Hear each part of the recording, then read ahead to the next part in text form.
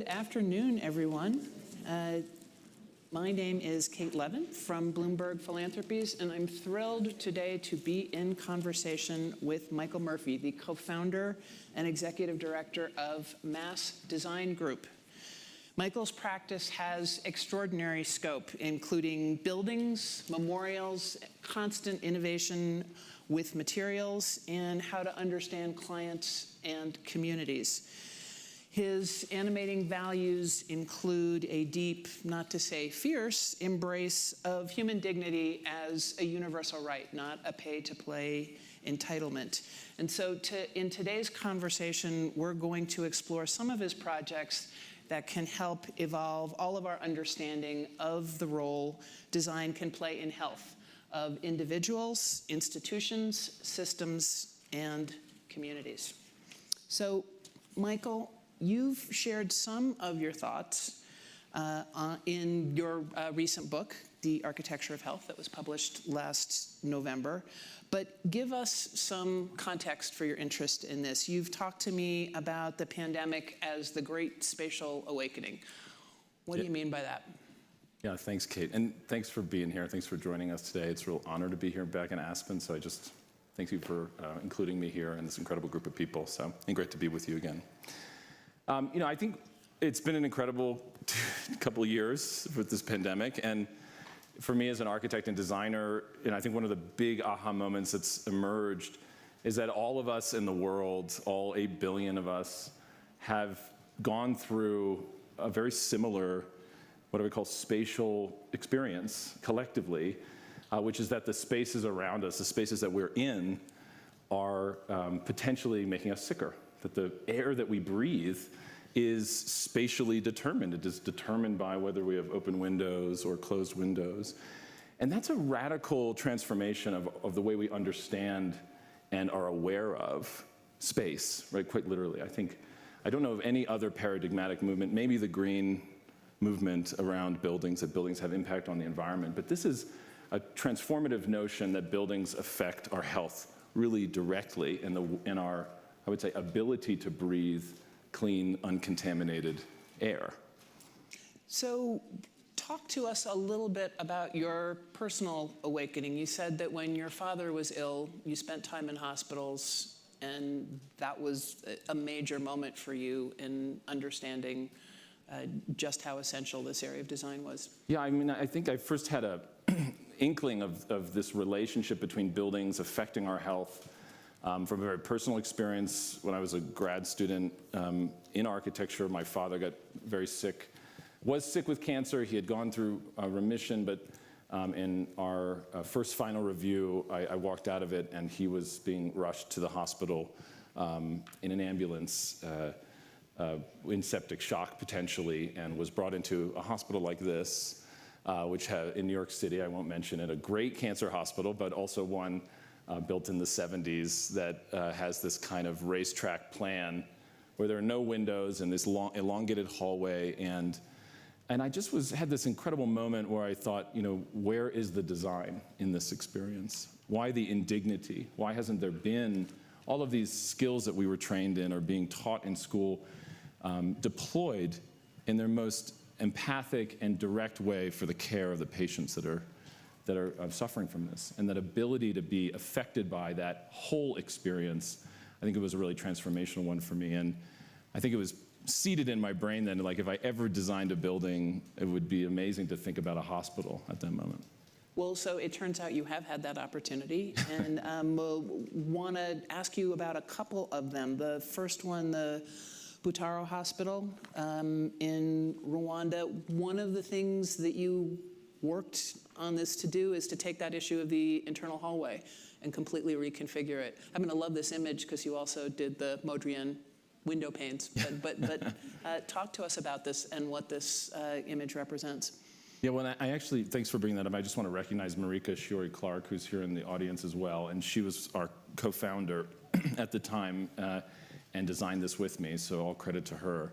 And this project was incredible. This was the late and amazing Dr. Paul Farmer, who I got to meet and invited us to help with his organization, Partners in Health, to think about a hospital in northern Rwanda with the government. And they were dealing with the airborne disease of tuberculosis. And so they, for a long time, were saying, we need to eliminate the hallway. We need to bring patients outside where we know airborne disease won't contaminate them as directly as it does inside of the kind of undesigned hallways. And so we had these allies and clients that were saying, bring the hallway outside, make a building breathe again. And we had to look back to old historic examples before air conditioning of thin buildings that had cross ventilation, maximizing airflow to reduce airborne disease transmission.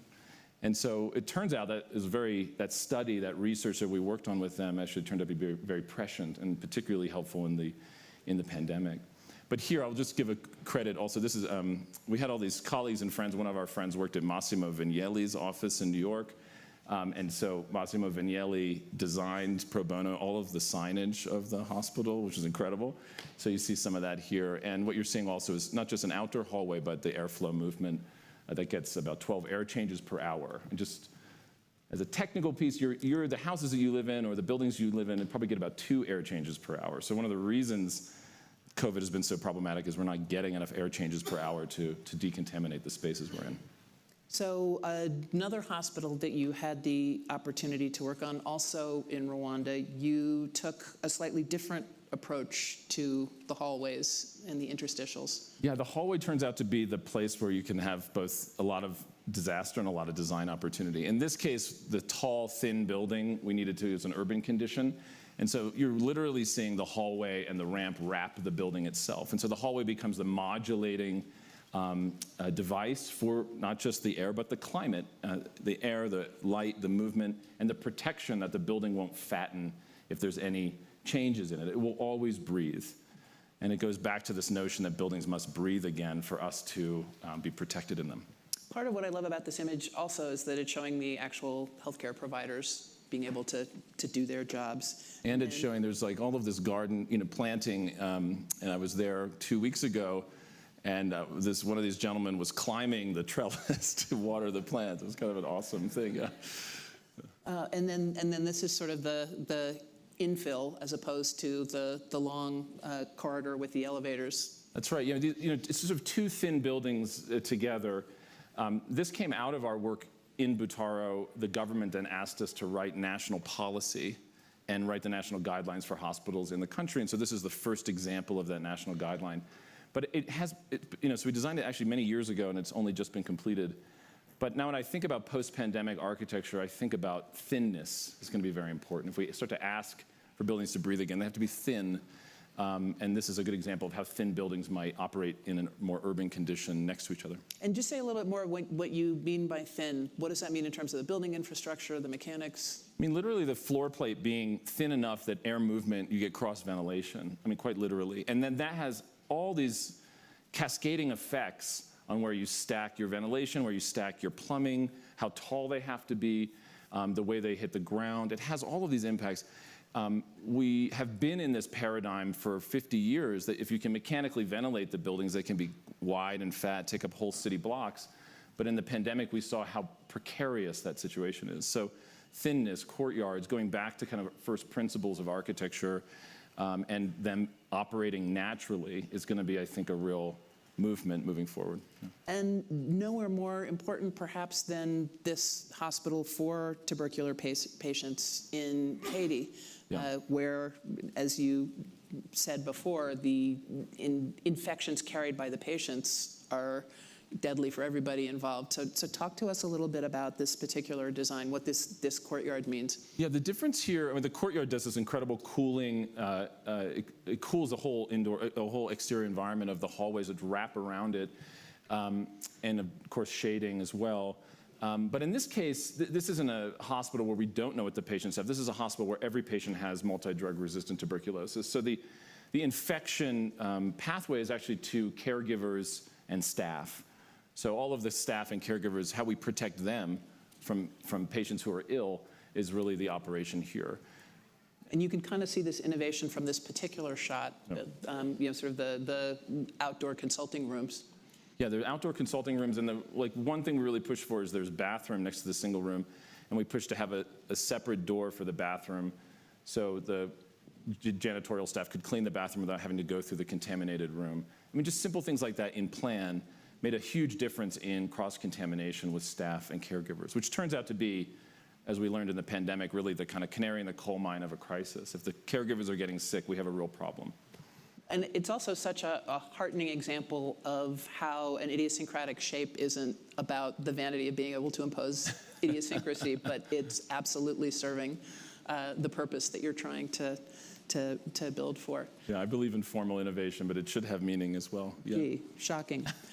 So different kind of project, not a hospital per se, but the Rwanda Institute of Conservation Agriculture. This is a huge campus that you are asked to build. So tell us a little bit about this project. When we think about like what it means to breathe again in buildings, I think about it from the body, you know, are we getting literally sick inside of buildings? But we also can think about it from the climate at a larger scale. How is the building and the built environment affecting our outdoor air environment more radically? And of course, you may know that buildings are responsible for upwards of 40% of all carbon emissions in the world. I mean, that's a crazy thing. We're not going to solve climate change without affecting the built environment.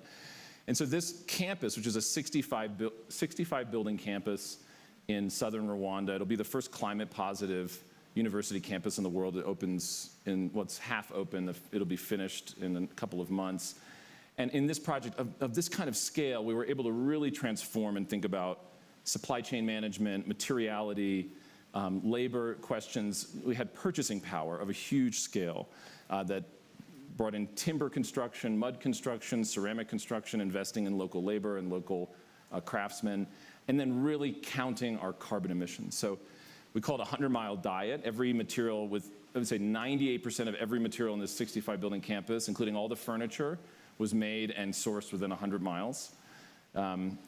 We had enough purchasing power we could make all the furniture, so we had to create a whole furniture studio just to do this project. We had 4,000 individual pieces of furniture. We had to start a construction company to build this thing because we had to do this massive amount of rammed earth construction, which hadn't been really deployed as comprehensively in country or in this region. So it was an incredible thing to have this kind of scale to transform our practice and also what was possible to maintain and calculate what carbon capture and climate positivity in the built environment might be in the future. So climate positivity means what? Well, it means that it's not just carbon neutral, it's actually producing more energy because we have this huge solar array than it already has extracted in its total life cycle. You know, so it's all been counted before it opens, and it's already producing more energy.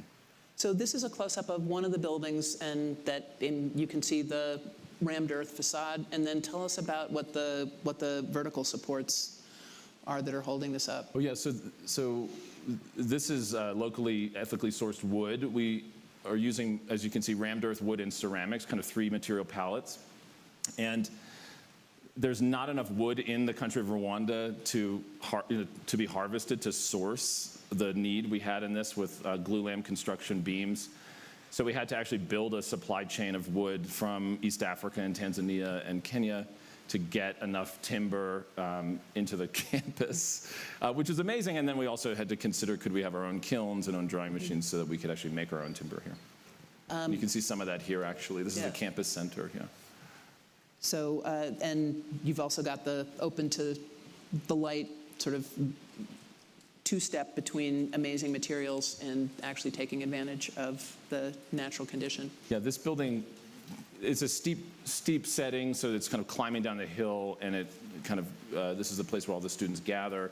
The building before was the dormitory for second-year students. These are agriculture students, and the mission of the whole project is how do we make a more sustainable food system and agricultural production system in an increasingly or decreasing amount of arable land, especially in East Africa and in Rwanda. And so it's training more efficient farmers in this space. And so this whole campus is really made from this place.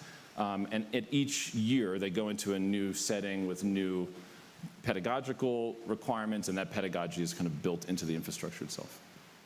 So want to spotlight one more of these extraordinary projects that you've been working on. The Diane Fossey Gorilla Center, also in Rwanda. This is part of the profile, and talk to us about some of these materials, and then I think we have some close-up images. Yeah, so this also just opened. It's been a big production in country the last 7 years. And so we were there a couple weeks ago to open this. And you may know the story of Diane Fossey. She moved to Rwanda in '68 to work with National Geographic on protecting the mountain gorillas in partnership with local communities. And her legacy has been really an inspiration for many. And the Diane Fossey Center has been dreaming of a campus that could expand their legacy and into research for many years. And so they approached us to do this. And we completed it. Ellen DeGeneres came on board and loved the idea and donated the first half of the project. And so we were very excited about that. And so it was a huge and exciting investment in new types of infrastructure. And I think about, when we think about conservation and not just climate change, but also what kind of conservation investments we might need to make in the future, they have to consider what we might call One Health principles of animal, people, and environmental health together, how they live in balance. One of the exciting things about mountain gorillas is that they've been so successful not only in protecting them, but in increasing the population of mountain gorillas, that the park has to expand into livable, arable environments at a huge national scale in order to reduce, let's say, animal and human connections that are happening on a day-to-day basis. So this campus is built right at the foothills of this incredible piece of this place in the world, the Virunga mountain chain. It's in the park, and it's this kind of thinking about when nations are changing, what institutions do they invest in? What are the crucial pieces of infrastructure they need to put in the ground in order to capitalize on these bigger goals? In this case, park expansion, habitat reconstruction, and of course, animal conservation. And this is, in some way, I mean, this image is amazing, but part of what's so striking about it is that it's so adaptive to the topography. It's also an amazing story of materials. Tell us about the stonework and the craft involved. Yeah, I mean, in the Butara project, one of the things we first tested was working with this stone that's of this place. It's literally the lava that came down, centuries ago from those mountains in this volcanic rock, this basalt rock. It's kind of pumice stone almost. It's this gorgeous, beautiful stone, which is right at the kind of surface of the ground. And so when farmers are trying to till the soil, they actually dig out these stones and they pile them on the side of the road, sometimes for free, because it was considered a worthless material. We started working on it and trying to think about a different use, this kind of jigsaw puzzle masonry construction. And over the last 10 years, have done this type of construction so intensely that we now have this whole masonry labor team that is doing every one of these stones hand cut. It's just the most beautiful thing I've ever seen. And it kind of shows you that the craftsmanship, the narrative of the human handprint, the beauty that's possible in infrastructure is as essential a piece as not just how it performs or what it represents, but how it's made and who makes it. I think for this, the stonework is a kind of testament to why it matters that we invest in the infrastructure around us. It tells us stories, it gives us a sense of meaning and place, and it inspires us. And this is, I think, a case of that. And it's also a huge source of employment locally. Huge source of employment, and we're capturing and trying to invest in all of the amount of labor that we can deploy. And in this case, this demands more labor because these are handcrafted, hand-cut stones. So one more project of a different kind. You have also been involved in creating memorials, and one of the more recent and extraordinary ones is the gun violence memorial project. And some of this vocabulary is sort of traditional architecture, but it also brings together so much of what you value in terms of individual dignity and identity. So can you tell us a little bit about the story of what drove you to do this? Yeah, when I go back to that kind of premise of how can a building allow us to heal and or advance healing. And in this case, this is at not the scale of the environment, this is at the scale of the nation. We have a national epidemic of gun violence that we cannot seem to figure out how to address and reduce. And we had the great privileged to work with the amazing Brian Stevenson on his National Memorial to Peace and Justice. And when we were opening that project, two women came up to me, Annette Nance Holt and Pamela Bosley, and they pulled me aside and they told me about their two children, Blair and Terrell, that were both killed by guns in the streets of Chicago. And they said, we need to do, this was 2018, we need to do something about the gun epidemic. We need to do something for our children. And it was a really powerful moment for me. And we committed right there with the great artist, Hank Willis Thomas was there with me. And so we said, we need to do something. And we started working with these amazing women. There are organizations called Purpose Over Pain in Chicago. They're just incredible visionaries. And the Chicago Architectural Biennial asked us to create an installation. And so we offered this, and that's where we started this in Chicago. I can tell you a little bit about it. Let me just back up and say, when we look at the landscape of memorials, which is a big topic here in the U.S., what does it mean to build there's memorials to history? Actually, Paul Farber is here, who's running this Monuments and Memorials Lab in Philadelphia. He's doing incredible work trying to help us understand the legacy of monuments and memorials and memorialization. Memorializing a current epidemic is a real challenge, and I think for us the best precedent was looking at the AIDS memorial quilt, or it's called the Names Project, which you may remember in the late 80s, early 90s, had this transformative effect on not just making a cultural project which addressed the epidemic, but really changing policy. And someone told me that it's culture change that makes social change, not the other way around. And that to affect social change, we need to first invest in cultural projects that change our understanding and build empathy. And the AIDS quilt is really, I think, credited with that. So we thought about that. What would bring people in another way into the gun violence debate, move away from the polarity that's so divisive, and ask, who are these individuals? What were their stories? So you might know in a lot of these gun death incidents, especially in the massacre and mass shooting events, people leave mementos and tokens on the ground as a sort of, it's almost this human act of trying to leave something in their memory, something of theirs, something that gives presence and says we are here. I don't know what in our minds demands that we do this kind of tribute making, but it is something that has happened across time and across culture.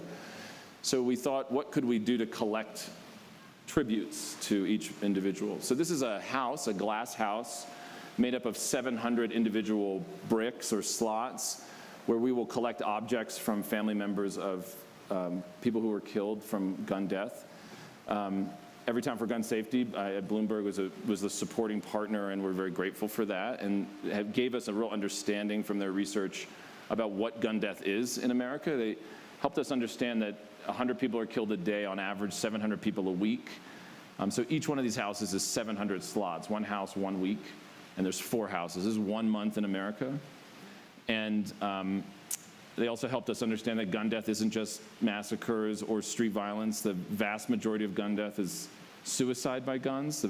The biggest increase is elderly white rural men who are killing themselves with guns across the rural landscape. So how do we capture all of that narrative, give them all the same space, ask to contribute, and create these homes for people to enter and engage in a deep way with the history and legacy of a curated project by the victims' families themselves.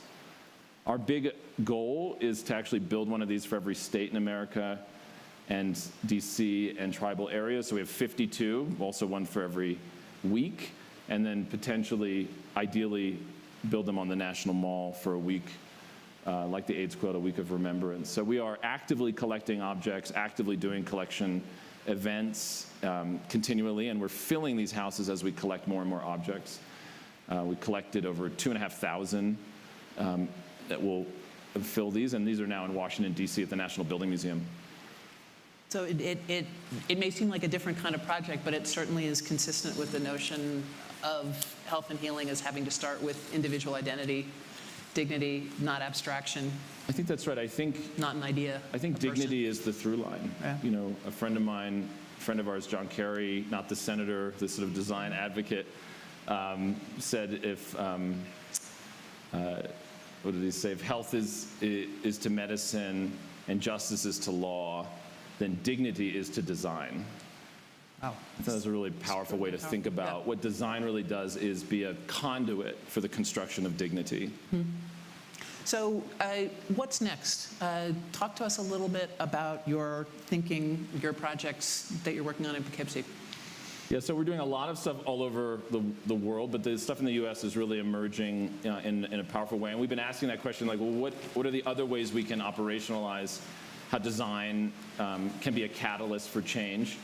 And when I was working in Haiti, I got an email from a nonprofit leader in Poughkeepsie, New York. Poughkeepsie is where I grew up. It's my hometown.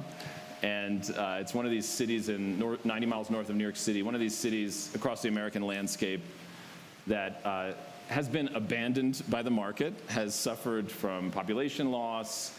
Urban renewal came through this city and demolished a big piece of it. You can see the surface parking lots in this aerial that were once filled with buildings and now have just been left fallow for 50 years. And these cities have been kind of abandoned and left, and the market hasn't come back to them. And I found them really particularly interesting, especially because I was told growing up there that architects and planners had killed this city. So I felt like I had some healing to do just here anyway. So I came back to take a look, and with my colleagues, I think they were seeing it through their eyes was really transformative. They said, there's so many assets, there's so much opportunity. Why hasn't anybody done anything in this incredible place? And so we started 5 years ago. We set up a little community design center, like a basically pop-up office on the main street. And we just started community conversations. People came in, offered ideas. We started talking with the city. There's so few resources. There's such a sense of scarcity. But we have these connections now working all over the world. And so that we've seen projects with much fewer resources have a much bigger catalytic effect. And I think that kind of attention and interest brought other people to the table. Now in the city of Poughkeepsie, we're doing 5 huge transformational projects in the city, including 3 of the biggest projects that have been built in the last 50 years that are all under construction.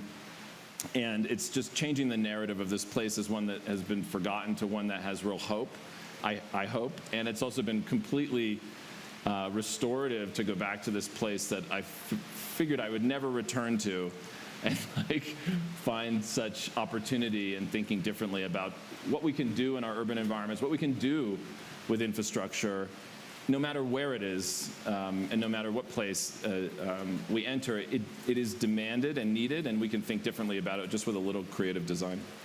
So given this set of extraordinary images that give us a sense of your projects, your design instincts, just want to ask a couple of overall questions before we turn it open to our colleagues here in the audience. It seems that in many ways the crux of your work is getting beyond the notion that beauty is only available to some people and that good design costs more than crappy design. You told me an extraordinary anecdote when we were talking before about the question, do you want red versus roses? Can you just sort of encapsulate that for us? Yeah, let me try. One of the things I learned from Paul Farmer, who's so good at this, was, when people would push him and say, we can't provide medicine in Haiti, it's too expensive. And he would say, why would you ask that question? We provide medicine to the poorest people all over the world. Why is it too expensive? What do you mean it's too expensive? The efficiency argument is one that reproduces a sense of inequality. The notion that some people deserve better health care than others, and that the insistence of that argument, even from the kind of aid community who's coming from a progressive and aspirational and hopeful perspective, the efficiency argument reproduces that inequality, and he would reject that argument wholesale. In architecture, there's a similar allegory or similar relationship, which is that some people get great architecture, and the rest of us have to deal with really crappy environments that aren't designed for our needs. And that is just the case, right? And in particular, with poor communities, they're dealing with spaces that are deeply undesigned and deeply negligent to their needs. So the idea that some of us deserve great design or can afford great design and some cannot, I also think relates to a sense of an abdication of rights and an abdication of understanding who gets dignity and who doesn't. if we transform that narrative and say, that is the wrong question, that is a false dichotomy, that there are some people who get beauty and some people that get service, but instead we all deserve beauty and we all deserve the service, that it's not one or the other, it's both. If we fight for that narrative change, then we might see a different approach to how we invest in art, in cultural spaces, in architecture, in our cities. We might see a resistance and pushback against city administrators saying we can't afford to do it right, or we just have to afford the bare minimum. That bare minimum is a reproduction of that inequality, of that injustice. So it is, I think, a narrative shift we have to make in architecture, and also we have to show it through viable projects, that they're not more expensive, they're better. They're better, and they can fit within budgets, and they can be beautiful, and they can be necessary. It seems that part of what you're getting at, another example we talked about, is in some ways this is generationally cyclical. You described in terms of libraries in New York, the Carnegie libraries versus the Lindsay boxes. Lindsay boxes, yeah. So, do you think that there is some hope that maybe we're in a social moment of recognizing what's the cost of not providing people with dignity? Yeah, What's the social justice issue here? I think that's right. I think Paul said it to me too. He said, the question is not what's the cost of architecture, it's what's the cost of not having architecture. And I think we do look back to this period in the 30s and the 20s, and we look back to the New Deal, I think is a really good example. Poughkeepsie has a lot of New Deal projects because Roosevelt was from 10 minutes away. And the New Deal and the WPA projects cared about designers, they cared about artists, they brought in incredible craftsmen, and you look at those projects, you say, we did this as a country.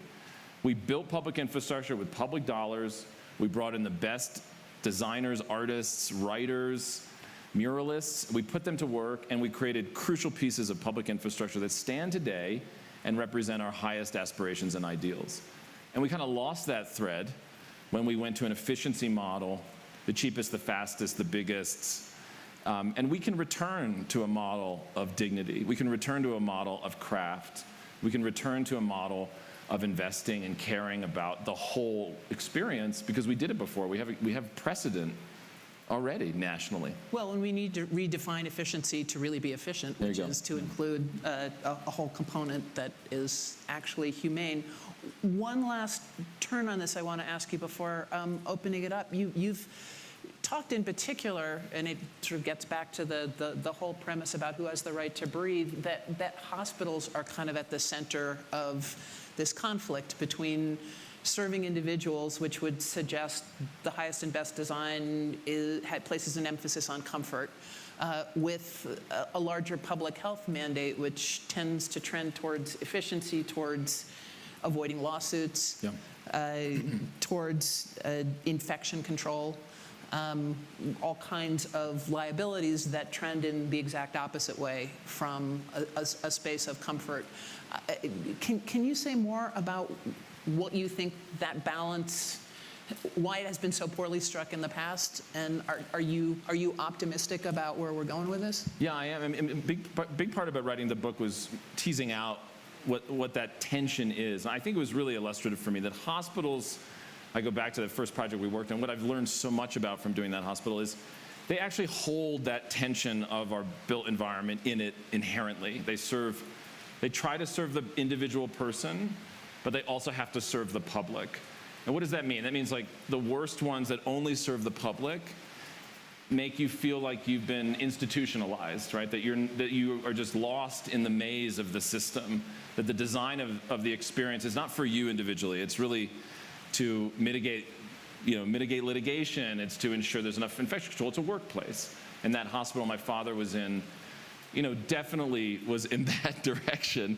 And yet it's a great facility, or let's say great care was there, but it was not a dignified experience. On the other hand, I think I want to be generous to the notion that like if, hospitals have to be that way as well, because otherwise we're going to have epidemic crisis. So they actually hold the tension of trying to be both. And for us to read buildings and the built environment not as success or failure, but as balancing that challenging tension between serving the individual, making you feel like you matter and that you are seen and that it's a space that you deserve, and then serving the public that it inherently has to serve. That's the tension of architecture. I found in this work, I think it's a core principle. It's an elemental principle that if we start to evaluate the built work around those elements of the balance of tension, we might have a better vocabulary for how we advance a built environment more productively in the future. Well, and you're sort of on the leading edge of advocating for an understanding. I mean, costs are not abstract. Money is real, and the absence of it, as you say, lack of resources is real. But there has to be an accounting that acknowledges that cost isn't always about dollars and cents. There's a social cost. Yeah. There's an environmental cost, Yeah. and we need to embrace those issues as well. As you've said, a healthy building isn't just one that has dealt with its off-gassing. Yeah. It has to have all kinds of other efficiencies to it. That's right, and we've started to really take seriously just the environmental costs that buildings produce on our environment, and it is massive. But now in the pandemic and post-pandemic, we have the data and we have the experiences, all of you personally, to start to calculate the costs on our health, on our families, on our bodies, in spaces that didn't serve you. And that's a real thing. I think with those evaluative metrics, Kate, you're absolutely right. We can actually demand more in policy for breathable, environmentally conscious and just and beautiful, dignified infrastructure. It's essential. It's a right we have to advance and promote, and it's something we can push forward, I think, at this inflection point that we are in post-pandemic. Buildings where you can open the windows. Yeah, just breathe. Simple breathing. Yeah. Absolutely. So just opening it up. Folks with questions over here? Yes, please. Thank you. Thank you. I'm Holly Carter. Thank you so much for this. Two questions, one philosophical and one slightly more practical. How do we teach a sense of beauty better in America? And Mandela, I think, said you judge a civilization by how they treat the kids and the elderly. Thoughts about schools, prisons, and old folks' homes, and where we might project some dignity into those communities? Just to restate the question in case we didn't all hear it, how do we teach beauty better? And in particular, what do we need to do in schools, in prisons, per Mandela's statement about how we judge a society? Great questions. And yes, and elder. So, I mean, on the beauty question, I do think we need to take more seriously our understanding of what it means to describe beauty. It is I haven't talked about architecture as a narrative vessel. Beauty is both a producer of dignity, but it is also an example of narrative construction in my mind. So we need to bring in other disciplines in order to describe, I think, why beauty matters and why it's needed and more of a right than a luxury.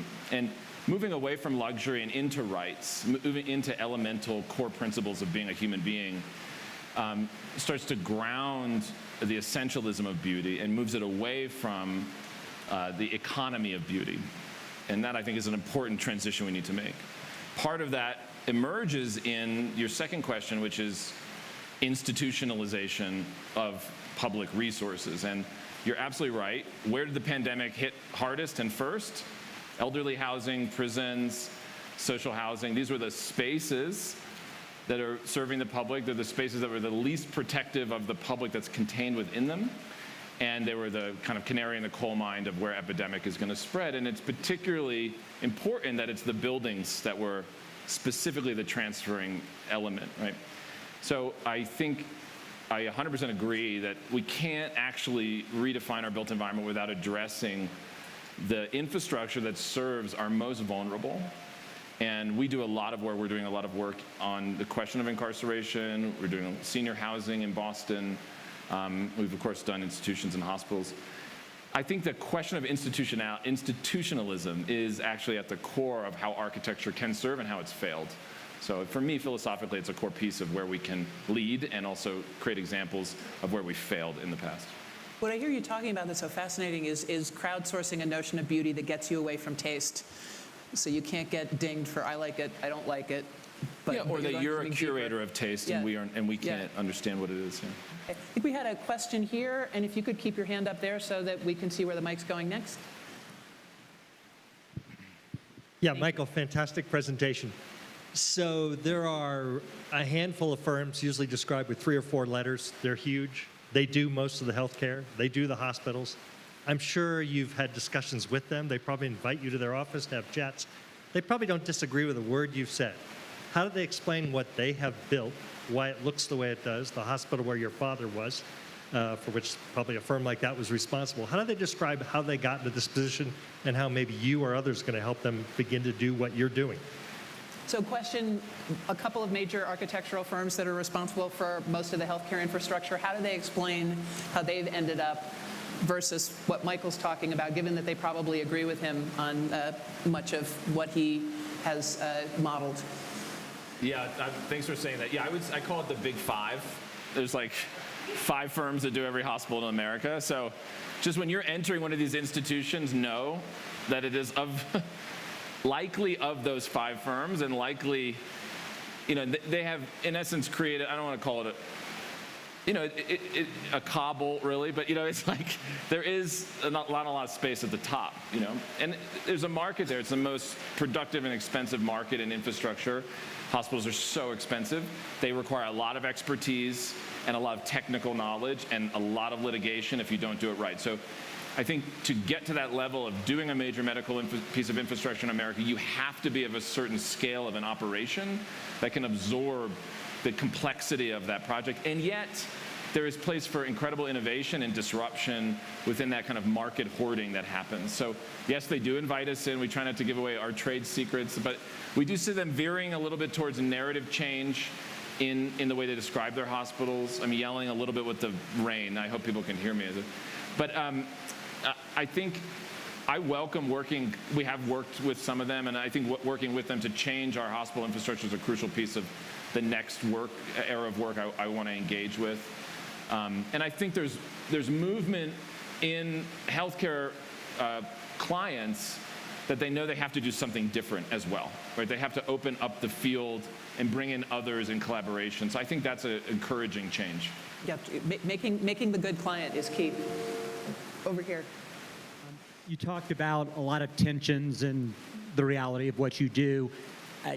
You talked about trying to be efficient with embedded carbon, but there's also a tension between healthy buildings, letting them breathe, and the operational resources required to, frankly, keep a building comfortable, whether it's a healthcare facility or an office building. Or what are some of your thoughts on just that tension between healthy buildings and efficiently operated buildings? Again, question about the tension between healthy buildings and operationally viable buildings.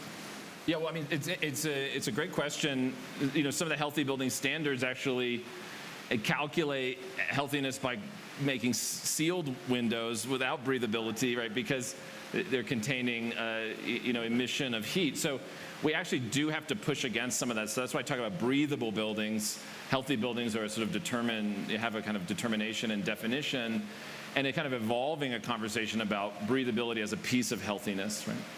So that, for me, is a part of changing to help us challenge what those guidelines are.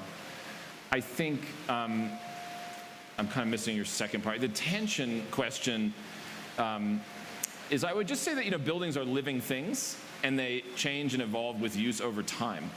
So that I think when we try to evaluate success or failure, we can't just do that and timestamp it at one period of time. We have to use it and see if it works, and then if it's working really well, often it reaches a tipping point where it doesn't work, and we have to change it. And that's both success and a system that's stressed. And if we think of buildings as systems that we're engaging with instead of structures that we're entering and leaving, we could actually think about their evolution and change over time in a much more productive way and pay for them differently, invest in them over the long term instead of in a one-time investment. So acknowledging the best of intentions and the fact that how they get codified needs to continue to evolve? Yeah, I think that's a great way to summarize that, yeah. One more question?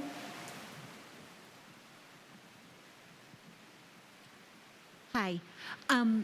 So about building, do you have any ideas about what we can do with our homeless and the lack of housing, and some solutions for that would encourage people to get out of homelessness?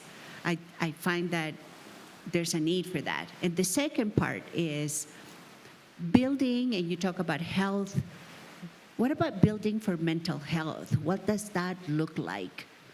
To where you live in a house that allows you to do the kind of breathing and thinking that would allow you to get healthier mentally. Yeah. So very, very quickly, because we're almost out of time, question about architecture that can address homelessness and architecture that can address mental health.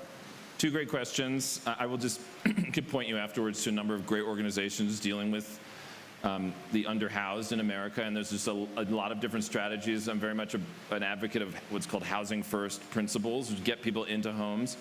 I think the thing about homelessness that is really illustrative of the problem of housing is that it's not a physical problem, it's the wraparound services that are necessary to keep people in homes. And so just having the structure isn't enough. You need to have the structure plus the services in order for to get people into more supportive housing over the long term and help protect them further and help them grow within that system. I think it's related to the mental health question because so many of these folks are dealing with serious mental health issues. But I think you're absolutely right to say that the austere and kind of undesigned.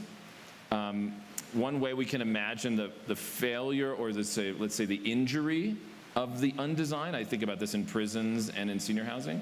This is a place that is devoid of design, specifically as an intention for injury. If you think about prisons like that, you think about how we've kept design and kept dignity from that space intentionally to injure or to be punitive. That mental health impact is really, really intense for folks that we work with who have come out of prison. And it transforms the way you think about what spaces inspire us and what we might see in facilities that house them or protect them in the future. So it has a complete and direct effect on mental health. And more data related to that, I think, will defend the investment in beauty and investment in design in the future. Investing in beauty and design for the future. Thank you so much, Thank you very Michael. much. Thanks so much. Thanks, Kate.